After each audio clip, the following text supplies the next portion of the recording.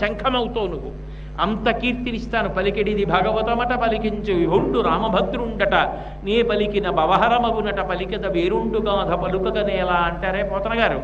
అలా నీ చేత నా పలుకులు పలికిస్తానని చెప్పడానికి శంఖము చక్రము మెరుస్తూ ఉంటుంది. సుదర్శనం జ్ఞానకాంతులను నీ యందు నింపుతాను. చక్రరేఖ ఆయన పాదముల యందు పద్మం ఉంటుంది. అది విచిత్రం. ఎందుకని అంటే అసలు లోకంలో గంగలో పద్మం పుడుతుంది, అంతేగాని పద్మంలో గంగ పుట్టదు. గంగానది ఉందనుకోండి, గంగానదిలో పద్మాలు పుడతాయి. ఎక్కడైనా చెరువు ఉందనుకోండి, నీటిని గంగా అంటుంటాం కదా, నీళ్లలో పద్మాలు వస్తాయి, అంతేగాని పద్మాలలోంచి నీళ్లు రావు. కానీ విచిత్రం ఏమిటంటే ఆయన పాదపద్మముల నుండి గంగ పుట్టింది. గంగలో పద్మాలు పుట్టడం లోకంలో సహజమైన విషయం.